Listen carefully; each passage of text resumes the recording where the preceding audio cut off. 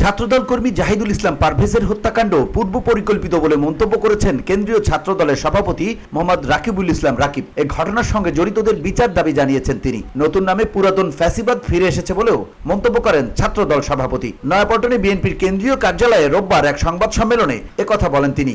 পারভেজ ইসলামের উপর চালানো এই হামলা ছিল পূর্ব পরিকল্পিত, নতুবা তুচ্ছ একটি ঘটনার জেরে প্রক্টর কর্তৃক মীমাংসার পরও একজন মেধাবী ছাত্রকে প্রকাশ্যে বিশ্ববিদ্যালয়ের সামনে ছুরিকাঘাত করে হত্যা করার প্রশ্নই আসে না।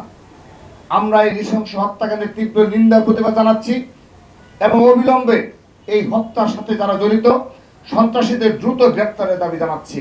এ হামলায় বৈষম্য বিরোধী আন্দোলনের মেহরাজ ইসলামের সঙ্গে বৈষম্য বিরোধী ছাত্র আন্দোলনের বনানী থানার যুগ্ম আহ্বায়ক সোবান নিয়াজ তুষার ও যুগ্ম সদস্য সচিব হৃদয় মিয়াজি জড়িত ছিলেন বলেও অভিযোগ করেন তিনি। বনানী থানা বৈষম্য বিরোধী ছাত্র আন্দোলনের যুগ্ম সদস্য সচিব হৃদয় মিয়াজি এবং বসুন্ধরা, উত্তরা, বনশ্রী, কুড়িল ও বাড্ডা সহ রাজধানীর বিভিন্ন স্থানে অভিজাত ও অত্যাধুনিক মানের ফ্ল্যাট কেনার এক নির্ভরযোগ্য প্রতিষ্ঠান প্লেজেন্ট প্রপার্টিজ লিমিটেড। তাই আপনার স্বপ্নের আবাসনের জন্য আজই যোগাযোগ করুন।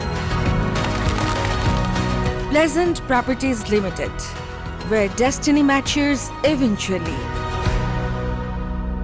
প্রাইম এশিয়া বিশ্ববিদ্যালয়ের অপর দুই বৈষম্য বিরোধী ছাত্র আন্দোলনের নেতা আবু জহর গিফারি এবং মোহাম্মদ মাহাতির হাসান, এই 5 জনের নাম আমরা সুস্পষ্টভাবে উল্লেখ করছি আপনাদের নিকট। ছাত্রদল সভাপতি বলেন, পারভেজের হামলা পূর্ব পরিকল্পিত না হলে তুচ্ছ ঘটনা নিয়ে বিশ্ববিদ্যালয়ের প্রক্টর কর্তৃক মীমাংসিত বিষয়ে এমন ঘটনার কোনো প্রশ্নই আসে না। আমরা এই হত্যাকাণ্ডের নিন্দা জানাচ্ছি এবং এই ঘটনায় যারা জড়িত তাদের গ্রেপ্তারের দাবি জানাচ্ছি। বেসরকারি বিশ্ববিদ্যালয় সহ বিভিন্ন শিক্ষা প্রতিষ্ঠানে ছাত্রদলের কার্যক্রমকে বাধাগ্রস্ত করতে বৈষম্য বিরোধী ছাত্র আন্দোলনের ব্যানারে কতিপয় রক্ষী বাহিনীর মতো সন্ত্রাস ও দখলদারিত্ব কায়েম করেছে বলেও অভিযোগ করেন ছাত্রদল সভাপতি। বেসরকারি বিশ্ববিদ্যালয় সহ বিভিন্ন শিক্ষা প্রতিষ্ঠানে ছাত্রদলের কার্যক্রমকে বাধাগ্রস্ত করার জন্য বৈষম্য বিরোধী ছাত্র আন্দোলনের ব্যানারে কতিপয় রক্ষী বাহিনীর মতো সন্ত্রাস ও দখলদারিত্ব কায়েম করেছে।